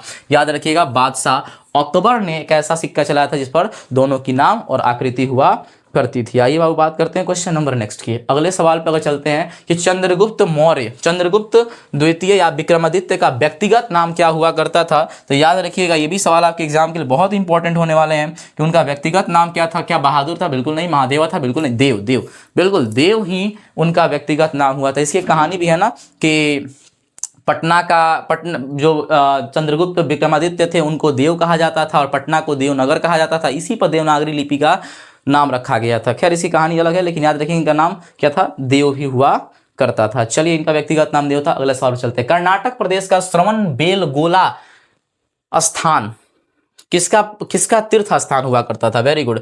किसका ये तीर्थ स्थान हुआ करता था? तो बाबू गौर से पढ़िएगा। क्या ये बौद्धों का था, शेष मुनियों का था, वैष्णवों का था, जैनों का था? बिल्कुल ऑप्शन नंबर डी, जैनों का ये स्थान हुआ करता था। चलिए बाबू क्वेश्चन नंबर नेक्स्ट की बात करते हैं। अगले सवाल की बात करते हैं। अगले सवाल की बात करते हैं 60 पे हम लोग चले आए बाबू। 60 पे चले आए। मछली, फिर से मछली की बात आ गई कि मछली शीर्षक पाठ में खरीदी गई मछली में कितनी मछलियां जिंदा थी? सबसे पहले तो आपको यह पता होना चाहिए कि मछली खरीदी कितनी गई थी। तो याद रखिएगा खरीदी गई मछलियों में संख्या थी 3। कितनी खरीदी गई थी? तो ये अगर पूछा जाए कितनी मछली खरीदी गई थी, तो खरीदी गई थी कितनी मछली बताइए?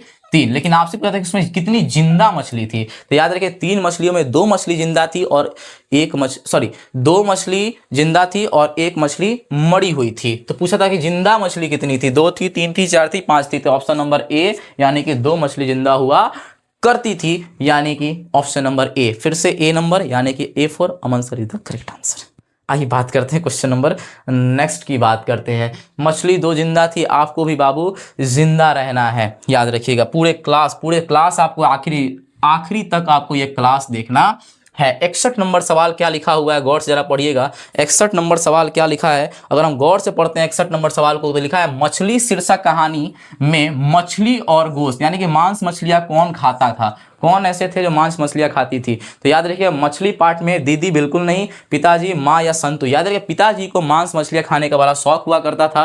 तो ऑप्शन नंबर क्या हो जाएगा? बी हो जाएगा। पिताजी मांस मछली ज्यादा खाया करते हैं। चलिए बात करते हैं बाबू क्वेश्चन नंबर नेक्स्ट की बात करते हैं। 62 नंबर सवाल की बात करते हैं दोस्तों। अगर 62 नंबर सवाल की बात करते हैं तो क्वेश्चन लिखा हुआ है कि मछली लेकर कौन भाग गया था? गौर से देखिए छोटे बच्चे बहुत नादान होते हैं, तो बोल रहा है कि मछली लेकर कौन भाग गया था? क्या भग्गू भाग गया था? भग्गू उनके घर का नौकर था, वो क्यों भागेगा भाई, उसे तो काटना था। संतु लेकर भागा था, बंतु लेकर या जग्गू लेकर? संतु। याद रखिएगा संतु जो था वो मछली लेकर भाग गया था। और ये पूछा जाएगा भग्गू कौन था? भग्गू कौन था? तो याद रखिएगा ये घर का नौकर हुआ करता था। ये घर का नौकर हुआ करता था जिसका नाम क्या था बाबू? जिसका नाम क्या था? भग्गू हुआ करता था। चलिए बात करते हैं क्वेश्चन नंबर नेक्स्ट की बात करते हैं। आइए बात करते हैं अगले स्लाइड पे। लिखा है Ramayan Ramayan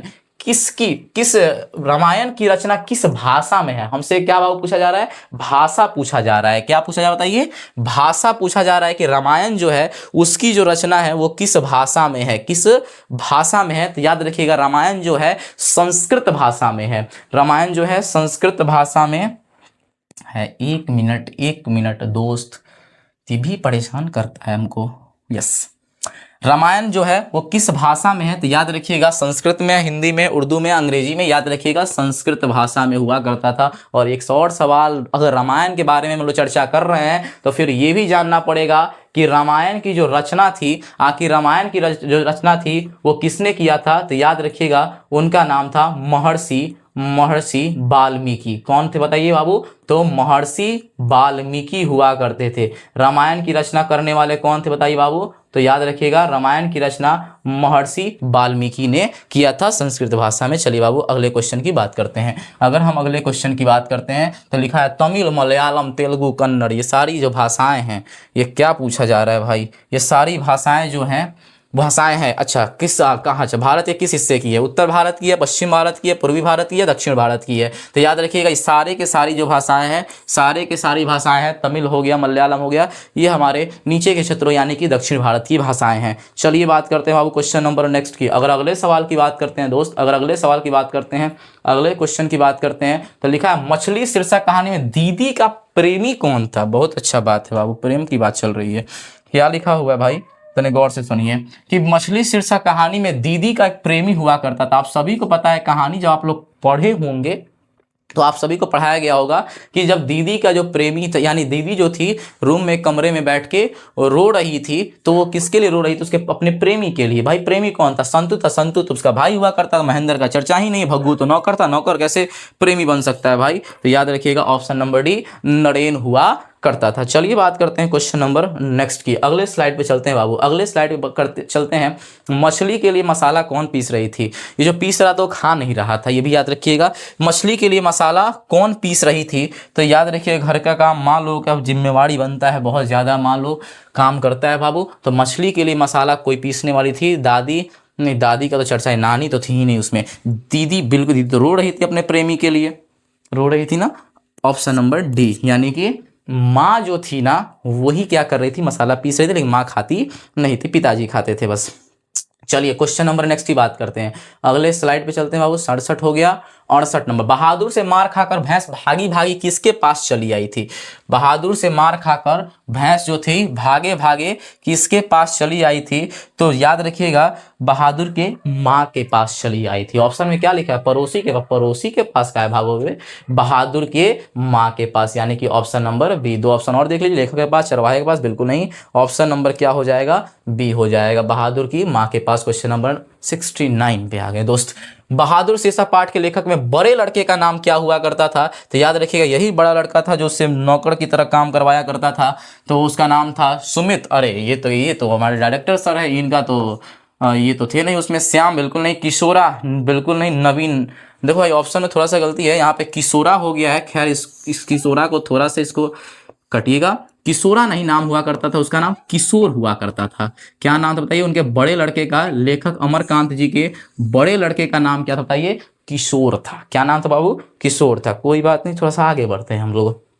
question number next की बात करते हैं, बहादुर कहाँ का रहने वाला था, तो याद रखिएगा बहादुर जो था वो नेपाल का रहने वाला था। कहाँ का रहने वाला था, हमारे ही पड़ोसी देश है जिसका नाम क्या बताइए बाबू, नेपाल है। क्या नाम बताइए, नेपाल। क्या ऑप्शन में कहीं नेपाल था क्या, आइए थोड़ा देख लेते हैं, क्या ऑप्शन में कहीं नेपाल है बाबू, थोड़ा गौर से देखिए। तो क्या आप लोगों को कहीं ऑप्शन में नेपाल दिख रहा है, बिहार का था बिल्कुल नहीं, उत्तर प्रदेश, नेपाल बिल्कुल अपने पड़ोसी देश नेपाल का हुआ करता था। आप हमको कमेंट बॉक्स में बताएंगे कि नेपाल की राजधानी कहाँ है बाबू, इसकी राजधानी कहाँ है, हमारा पड़ोसी देश है, इतना तो आपको पता होना ही चाहिए कि हमारे नेपाल की राजधानी कहाँ है। ये आपके लिए एक छोटा सा होमवर्क एक और आपको हम दे देते हैं। चलिए बात करते हैं अगले सवाल पे।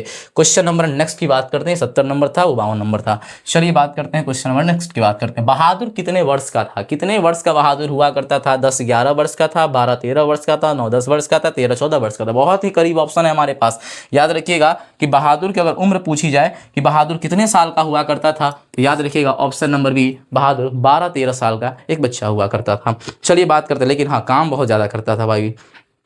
थोड़ा सा आगे बढ़ते हैं अगले सवाल पे। नौबत खाने में इबादत, चैप्टर चेंज हो चुका है बाबू। नौबत खाने में इबादत, नौबत खाने में इबादत जो है शीर्षक पाठ साहित्य की कौन सी विधा है, संस्मरण है, शब्द चित्र है, यात्रा वृत्तांत है या व्यक्ति चित्र है। तो याद रखिएगा नौबत खाने में इबादत, नौबत खाने में इबादत जो कि यतीन्द्र मिश्र जी के द्वारा लिखा गया है। किसके द्वारा लिखा गया है, यतीन्द्र मिश्र के द्वारा लिखा गया। ये भी सवाल अगर आपसे एग्जाम में पूछे जाए कि नौबत खाने में इबादत किसने लिखा है, तो बोलिएगा यतीन्द्र मिश्र ने लिखा है। और ये किसके बारे में लिखा है, तो याद रखिएगा शहनाई के उस्ताद कहे जाने वाले हमारे बिस्मिल्लाह खान के बारे में। तो एक व्यक्ति के बारे में लिखा गया है, तो संस्मरण तो होगा नहीं, शब्द चित्र तो होगा नहीं, यात्रा वृत्तांत तो होगा नहीं, तो व्यक्ति के बारे में है, एक व्यक्ति के बारे में लिखा गया तो व्यक्ति चित्र हो जाएगा। चलिए बात करते हैं क्वेश्चन नंबर नेक्स्ट की बात करते हैं दोस्त, आगे बढ़ते हैं जरा आगे। क्वेश्चन नंबर नेक्स्ट क्या लिखा हुआ है, अगले सवाल पे चलते हैं। मनुष्य और परिस्थिति का संबंध क्या है? मनुष्य और परिस्थिति का संबंध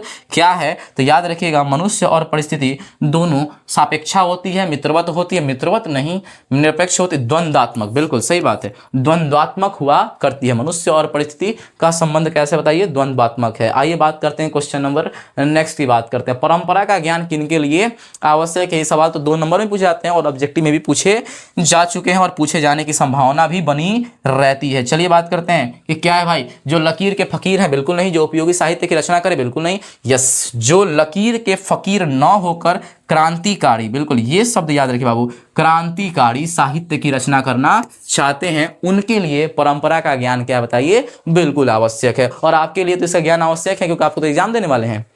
चलिए क्वेश्चन नंबर नेक्स्ट की बात करते हैं।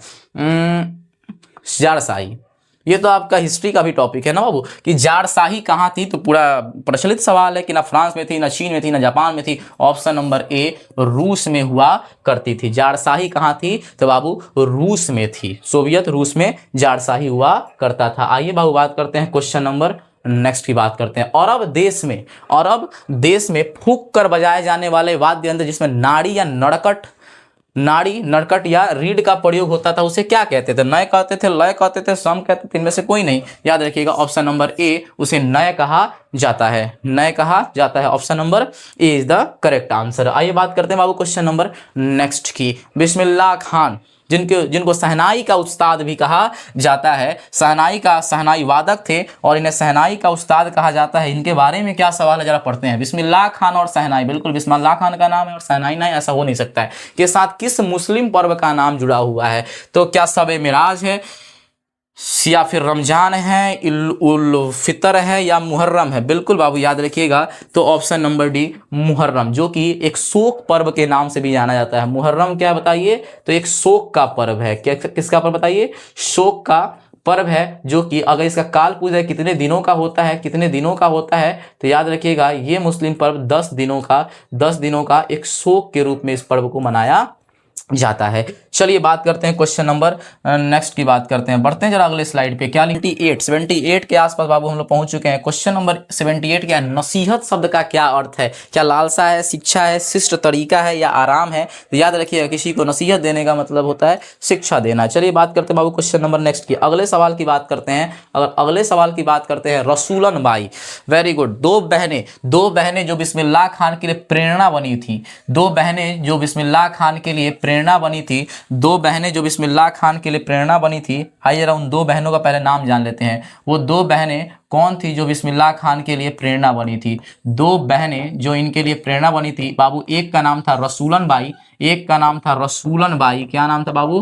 तो एक का नाम था रसूलन बाई और दूसरी का बाबू नाम था बतूलन बाई। दोनों बहनें थी, ऐसे नाम से भी पता चल रहा है, बड़ी राइमिंग वर्ड्स मिल रहे हैं। बतूलन बाई, एक का नाम था रसूलन बाई और दूसरे का नाम था बाबू बतूलन बाई। कई बार एग्जाम पूछा गया कि दोनों बहनें भी क्या थी, तो याद रखिएगा ये गायिका हुआ करती थी। दोनों बहनें क्या थी बाबू? तो ये दोनों बहनें गायिका थी। क्या थी बताइए? गायिका थी, जिनका गाना ये सुन के प्रेरित हुआ करते थे। तो चलिए ऑप्शन क्या लिखा है? रसूलन बाई थी कवयित्री थी, बिल्कुल नहीं। कथावाचिका थी, बिल्कुल नहीं। गायिका थी, बिल्कुल option number C is the correct answer. ये गायिका हुआ करती थी। चलिए बात करते हैं क्वेश्चन नंबर नेक्स्ट की बात करते हैं। अगर अगले स्लाइड पे चलते हैं तो क्या लिखा हुआ है क्वेश्चन, आइए बात करते हैं। पंडित बिरजू महाराज का संबंध नृत्य की किस शैली से है? तो याद रखिएगा पंडित बिरजू महाराज एक नर्तक हुआ करते थे और नर्तक में भी क्या थे?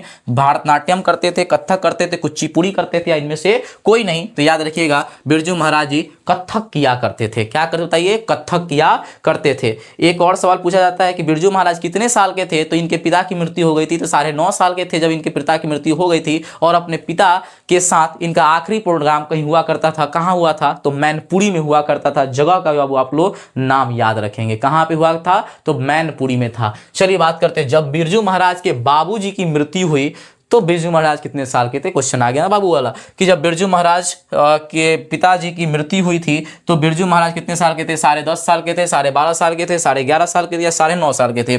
बिल्कुल ऑप्शन नंबर डी, यानी कि 9.5 साल के थे। आपके बुक में ऐसे लिखा है 9.1/2 वर्ष। बाबू इसका मतलब होता है 9.5 वर्ष हुआ करता था। कितने साल के थे बाबू? तो 9.5 वर्ष के थे, ऐसा आपके बुक में लिखा हुआ है। चलिए क्वेश्चन नंबर नेक्स्ट की बात करते हैं। अगले स्लाइड पे चलते हैं। अगर अगले स्लाइड पे चलते हैं पंडित बिरजू महाराज किस घराने के वंशज थे? बनारस के बिल्कुल नहीं, लखनऊ घराने के। बिल्कुल option number B is the correct answer. Option number B is the correct answer. किस घराने के हुआ करते थे? तो याद रखिएगा लखनऊ घराने से हमारे पंडित बिरजू महाराज जी बिलोंग करते थे। चलिए बात करते हैं क्वेश्चन नंबर नेक्स्ट की। अगले सवाल की बात करते हैं आविन्यो। आविन्यो पे बाबू हम लोग चले आए हैं कि आविन्यो क्या है। आविन्यो क्या है? तो याद रखिएगा आविन्यो तो एक शहर है। आविन्यो तो एक शहर है जो कि रोन नदी के किनारे है। लेकिन यहाँ पे एक फेमस जगह है जिसका नाम क्या बताइए बाबू, क्या नाम बताइए?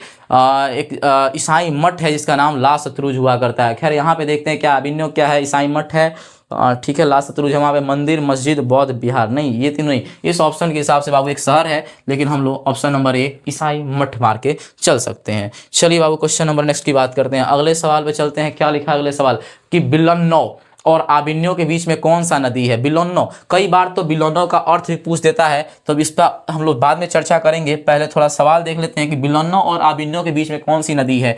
राने नदी है, सोन नदी है, लवाड़ नदी है, चाई नदी है। बाबू राने नदी जो लिखा हुआ है ना, थोड़ा सा टाइपिंग मिस्टेक बाबू, रानी नदी नहीं था बाबू, रोन नदी है। क्या बताइए बाबू?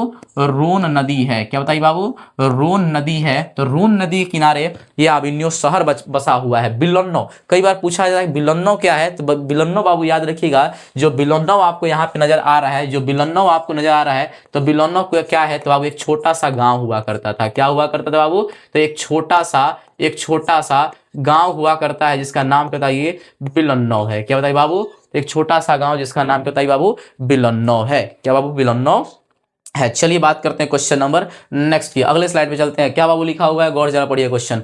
85 तक बाबू हम लोग पहुंच चुके हैं। देखते देखते हम लोग यहां तक चले हैं। पिकासो की विख्यात कृति क्या है? पिकासो की विख्यात कृति क्या है, ये आपसे पूछा जा रहा है कि द आविन्यो है, द बिलन्नो है, द मादामोजेल, द आविन्यो है या द मादामोजेल है। आप सभी पढ़े होंगे तो आपको पढ़ाया गया होगा कि जो पिकासो हैं उनकी रचना क्या थी बताइए? तो ल मादामोजेल द आविन्यो था। चलिए बात करते हैं बाबू क्वेश्चन नंबर नेक्स्ट की बात करते हैं। क्वेश्चन नंबर नेक्स्ट की बात करते हैं। ला सतरुज क्या था? ला सतरुज क्या था? तो हम स्टार्टिंग में किए थे आविन्यो में ला सतरुज जो था एक ईसाई मठ हुआ करता था। क्या ऑप्शन में कहीं ईसाई मठ नजर आ रहा है? क्या कहीं ईसाई मठ दिख रहा है? तो बाबू उसको टिक कर दो भाई। विद्यालय बिल्कुल नहीं, शहर है बिल्कुल नहीं, शहर तो अब नहीं है, गांव है क्या? नहीं, बिल्कुल ऑप्शन नंबर डी एक ईसाई मठ हुआ करता था। और इसी ईसाई मठ में बाबू याद रखिएगा हमारे अशोक वाजपेयी जी 19 दिनों तक रहे थे। कितने दिनों तक रहे थे? 19 दिनों तक रहे थे। ये भी एग्जाम में पूछा गया सवाल है कि कितने दिनों तक रहे थे, तो 19 दिनों तक रहे थे अशोक वाजपेयी जी। चलिए बात करते हैं क्वेश्चन नंबर नेक्स्ट की बात करते हैं। लेखक आविन्यो क्या साथ लेकर गए थे? तो ये भी सवाल बहुत इंपॉर्टेंट है जो आपसे पूछा जाता है कि लेखक जो थे अपने साथ आविन्यो क्या लेकर गए थे? क्या कुर्सी लेकर गए थे? बैग मूड़ी पर ढो के कुर्सी ले जाएंगे? पुस्तक, टाइपराइटर और टेप्स। कोई भी कहीं जाता है तो अपने साथ कुछ चाहता है कि कुछ मनोरंजन की चीजें साथ में ले जाया जाए, कुछ तो उसमें पुस्तक जो किताबें पढ़ा करते थे, लेखक हैं तो टाइपराइटर भी ले गए थे, कुछ याद आया तो टाइप भी करेंगे, टेप्स भी ले गए थे कुछ सुनने के लिए। तो बाबू ऑप्शन नंबर क्या हो जाएगा बताइए? Option number B is the correct answer हो जाएगा। और बाबू आपको जानकर बड़ा आश्चर्य होगा कि भले भी हमारे लेखक अब अशोक वाजपेयी 19 दिनों तक रहे थे, लेकिन उस 19 दिनों के अंतराल में इन्होंने गद्य और पद्य की भी रचना उसमें की थी। याद रखिएगा 35 पद्य और 27 गद्य इन्होंने रचना उसमें कर दिया था। चलिए बात करते हैं बाबू क्वेश्चन नंबर नेक्स्ट की बात करते हैं। क्वेश्चन नंबर कौन सा हुआ? क्वेश्चन नंबर नेक्स्ट करते हैं भाई। अच्छा भाई, यस। आविन्यो किस देश में है? Very good, very good. क्या बात है बाबू? आविन्यो किस देश में है? क्या रूस में है, फ्रांस में है, जर्मनी में है, स्विट्जरलैंड में? याद रखिएगा ऑप्शन नंबर बी फ्रांस में हुआ करता है, जिसका नाम बताइए आविन्यो है। आविन्यो जो है आविन्यो शहर है और जो कहाँ था बताइए? फ्रांस में था। कहाँ था बाबू? फ्रांस में था। और किस नदी के किनारे था? तो रोन नदी के किनारे था। इस शहर में पूछा जाता है कि किस चीज का आयोजन हुआ करता था? तो रंग समारोह। याद रखिएगा, क्या याद रखिएगा? रंग समारोह का आयोजन हुआ करता था। आइए बात करते हैं क्वेश्चन नंबर नेक्स्ट की बात कर। बिलन्नो क्या है? अभी हम जस्ट चर्चा करके क्या आविन्यो एक शहर है और बिलन्नो क्या है? एक छोटा सा गाँव है। क्या देखिए ऑप्शन में कहीं छोटा सा गाँव लिखा है क्या? बिलोन्नो क्या है? देखो बाबू अगर हम ध्यान से देखते हैं तो ऑप्शन में थोड़ी सी मिस्टेक है कि थोड़ा सा चारों ऑप्शन गलत है। यहाँ पे आबिन्यो क्या है, बिलन्नो क्या है, तो याद रखिए बाबू बिलन्नो जो है एक छोटा सा गांव है, एक छोटा सा गांव है जिसका नाम क्या बताइए बाबू, बिलन्नो है। एक छोटा सा गांव है जिसका नाम क्या बताइए बाबू, बिलन्नो है। कोई दिक्कत नहीं है। चलिए बात करते हैं क्वेश्चन नंबर नेक्स्ट की बात करते हैं। जो हम बता रहे हैं वो आप याद रखिए दोस्त। चलिए आगे बढ़ते हैं। क्या लिखा, प्रत्येक वर्ष आबिन्यो में कैसा समारोह आयोजित होता था, ये आपके लिए 90 नंबर सवाल। एक और आपके लिए बाबू हम होमवर्क छोड़ दे रहे हैं, जो कि अभी हम जस्ट थोड़े से वीडियो में 2 क्वेश्चन के पहले हम इसका आंसर भी बोल चुके हैं, और कहीं ना कहीं ऑप्शन में भी होगा। रंग समारोह है, धार्मिक है, विश्व कप है या राष्ट्रमंडल है, ये भी सवाल 90 नंबर सवाल हम आपके लिए होमवर्क के लिए छोड़ के जा रहे हैं। होमवर्क के लिए आप कमेंट बॉक्स में जरूर बताइएगा इन सब के क्या आंसर है, आपकी तैयारी कितनी है, हम जरा उसमें भी चेक करेंगे बाबू। चलिए क्वेश्चन नंबर नेक्स्ट की बात करते हैं, अगले सवाल की बात करते हैं। अभी तक आपको हम 3 होमवर्क दे चुके हैं। सुशीर वाद्यों में शाह की उपाधि किसको मिली है? याद रखिए जितने भी सुशीर वाद्य हैं उसमें शाह की उपाधि किसको दी गई है? क्या तबला को दिया गया है, बांसुरी को दिया है, ढोलक को या शहनाई को? बाबू शाह, क्या दिख रहा है, शाह, तो शाह की उपाधि किसको मिली बताइए? शाहनाई को। किसको बताइए? शाहनेई को। इनको सुशीर वाद्यों में शाह, जिसको शाहनेय भी कहा जाता है। क्या कहते हैं बाबू? शाहनेय। क्या बोलते हैं? शाहनेय भी कहते हैं। क्या कहते हैं दोस्त? शाहनेय भी कहा जाता है, जिसका मतलब होता है सुशीर वाद्यों में शाह। तो किसको दिया है बताइए? शहनाई को। शहनाई का उस्ताद बिस्मिल्लाह खान को कहा जाता है। चलिए बात करते हैं बाबू क्वेश्चन नंबर नेक्स्ट की बात करते हैं। अगले सवाल की बात करें, बिस्मिल्लाह खान का संबंध किससे था? क्या बांसुरी से था, हारमोनियम से था, तबला से या शहनाई से? तो हर बच्चा जानता है और कई बार हम बोल चुके हैं, आज की क्लास में कई बार बोल चुके हैं कि इनका संबंध किससे बताइए? शहनाई से हुआ करता था। इनका जन्म भी एक संगीतकार के संगीत वाले फैमिली में हुआ था, जिनके चाचा हो गए, जिनके मामा हो गए, पापा हो गए, सब लोग संगीत से बिलोंग किया करता था। चलिए बात करते हैं बाबू क्वेश्चन नंबर नेक्स्ट की बात करते हैं। किनके जन्म दिवस को आ चुके हैं बाबू, अपने आखिरी पड़ाव पे हम लोग आ चुके हैं आज के सेशन का, कि किनके जन्म दिवस को अहिंसा दिवस के रूप में मनाया जाता है। तो बाबू जब भी सत्य और अहिंसा की हम बात करते हैं, तो हमारे मन में एक ही नाम आते हैं और वो हमारे देश के राष्ट्रपिता महात्मा गांधी जी। तो किनके जन्म दिवस को अहिंसा दिवस के रूप में मनाया जाता है? तो option number A Mahatma Gandhi, doctor Rajendra Prasad, Jawaharlal Nehru, Bal Gangadhar तिलक। याद रखिएगा महात्मा गांधी को बाबू हम लोग क्या कहते हैं? महात्मा गांधी के जन्म दिवस को हम लोग अहिंसा दिवस के रूप में मनाते हैं। जिनका जन्म कब हुआ था बाबू?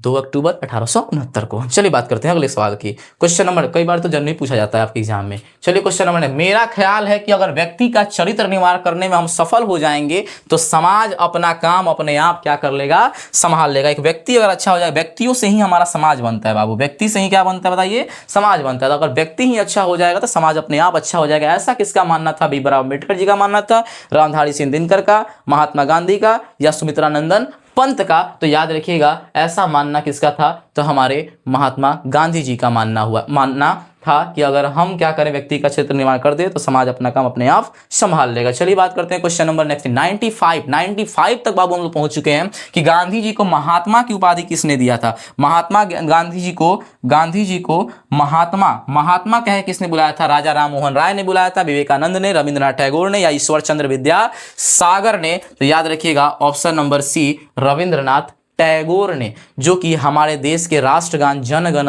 मन के रचयिता भी यही हैं, इन्होंने ही गाया था। चलिए बाबू अब बात करते हैं अगले क्वेश्चन की बात करते हैं। 96 पे बाबू हम लोग आ गए हैं। किस बताइए? 96 शेक्सपियर की अगर बात करते हैं कि शेक्सपियर किस भाषा के कवि है? जर्मन है, संस्कृत है, ग्रीक है या अंग्रेजी है? हर लोग इंग्लिश में जानता है कि विलियम शेक्सपियर। तो याद रखिएगा एक अंग्रेजी भाषा के ये लेखक थे। चलिए बात करते हैं क्वेश्चन नंबर नेक्स्ट की बात करते हैं। क्वेश्चन नंबर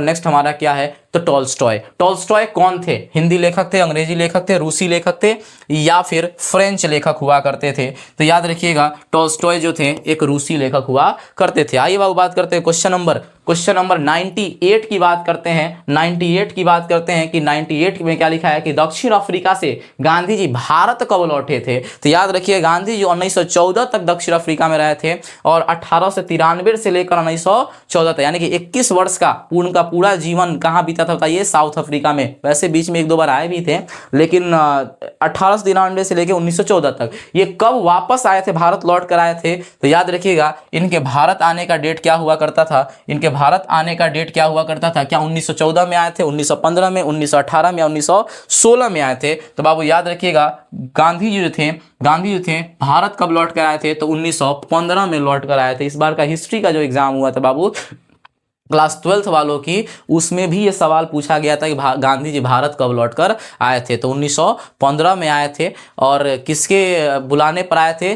तो अपने गुरु, अपने राजनीतिक गुरु गोपाल कृष्ण गोखले के बुलाने पर ये आए थे। खैर ये तो हिस्ट्री का सेक्शन है, हम लोग भी हिंदी की बात करते हैं, ये सवाल आपके एग्जाम में नहीं आएगा।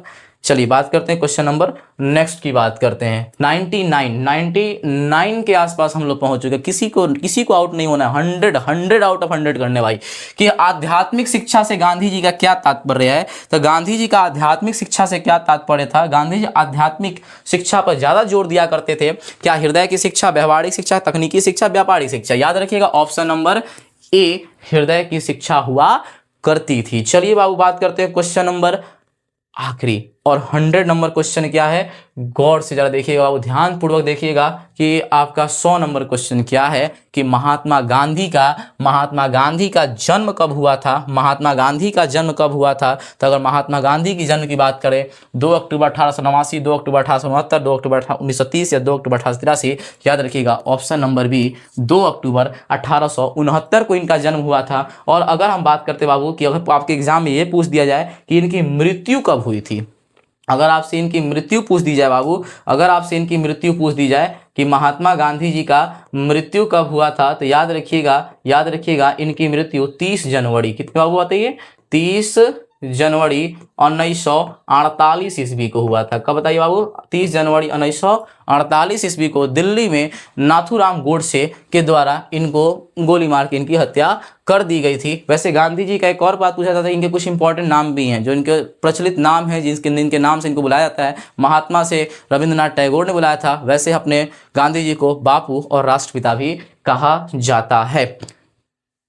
आज हमारा जाए खत्म हो गया हमारा 100 क्वेश्चन का ये जो सीरीज था, पूरे गद्य खंड का निचोड़ था। हम कोशिश किए हैं कि जितना ज्यादा हो सके, भले सवाल ये 100 थे, लेकिन अगर आप वीडियो को पूरा देखते हैं तो आप देखिएगा कि बीच बीच में हम आपको बहुत सारे एक्स्ट्रा सवाल भी आपको बताते चले गए हैं। और अगर आप इस बार का एग्जाम देते हैं तो इसमें से 100% पूरी संभावना हमारी है कि इसमें से मैच करेगा। आप वीडियो में, अगर आपको वीडियो हमारी अच्छी लगी है तो बाबू इसको लाइक जरूर करिएगा, चैनल को सब्सक्राइब करके रखिएगा। अब एक एक करके हमारी टीम से एक एक करके आपको वीडियो देखने को मिलेगा आपको। हम भी आएंगे और भी टीचर्स हमारे जो टीम के हैं वो भी आपके सामने देखने को मिलेगा। और एग्जाम तक बाबू आप तो लगे रहेंगे, हमारी टीम भी आपके साथ पूरी जी जान से आपके साथ लगी रहेगी। और जो बाबू आपको होमवर्क दिए हैं उसका जवाब दीजिएगा और कमेंट बॉक्स में जरूर बताइएगा कि आज का सेशन आपको कैसा लगा। Tata bye bye.